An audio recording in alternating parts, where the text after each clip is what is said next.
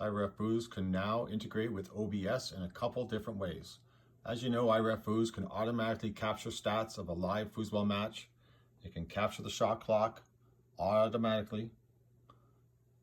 And now you can display these things live in your OBS stream. See, for example, here, this is the 3-rod of the right side. He's shooting 40%. He's 2 for 5. His average time of possession is 7.3 seconds. And these bars show you his last 5 possessions, how he's doing. Green means he scored, red he missed. Height of the bar is how long he took on that possession. And there's also the shot clock, automatically counting down and showing how much time the shooter has on his 3-rod. The other way that IRefFoos can be used is if you're reffing. So if you're reffing, we can turn on a reffing control down here, showing the reffing details, the score. As the ref says there's a score, as the ref says there's 15 seconds or 10 seconds, that's shown as well over here in the shot clock. If the ref says there's a timeout, the ref says there's a reset, that's recorded. How about a jar? All these things are recorded as well. There's a couple different ref looks. There's one with the shot clock embedded inside of it. Have that all in one bar, or you can have this look with the shot clock separate somewhere else if you like. And you can do it all as well with the stats running as well. Now I'll show you how to set this all up and how easy it is. So what you do is you go into settings, go into the role wizard, and then you want to choose stream and share. This sets up OBS. So it's going to ask you a couple questions. What do you want to share with OBS? Do you want to share the shot clock? Do you want to share the zone stats like we saw? And performance mode is really great if you want to run for many, many hours. So what you need to do, give your device a ID. I always like to name it just whatever the name of the table is. That works great.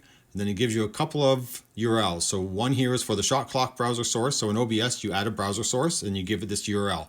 You're done. It just works. And then for the zone stats as well, you give it another browser source and you give it this URL, and then those zone stats are then shown.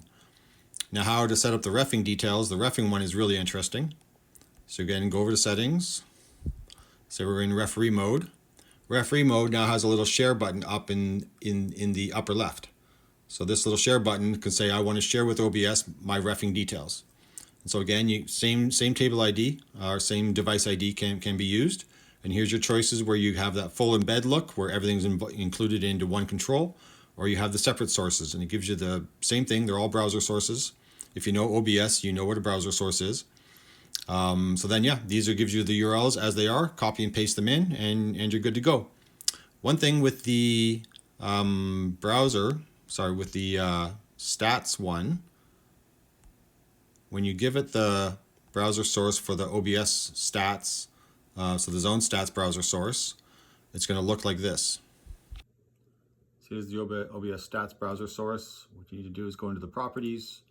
Then you paste in that URL that was given. So that's the URL for the OBS stats.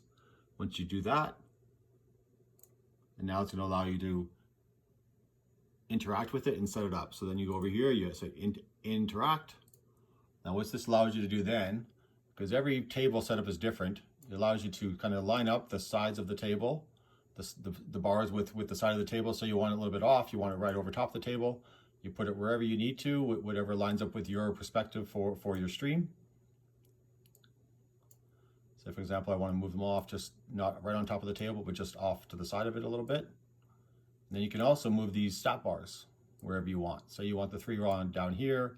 This is the 5-rod, so you want it down there. So you want the 2-rod just right down there. So you move them wherever you want, and you see back there that's what the stream looks like. Now the stream is live and you have your own settings. So it's that easy. It just runs perfectly. If you need to shut down the IRefFoos and restart, it's just going to reconnect and bring up the stats, and it's going to show the shot clock as well. So that's all available now in IRefFoos. OBS is a first-class citizen. Super easy to use, but really cool. Add it to your stream. Let me know how it goes.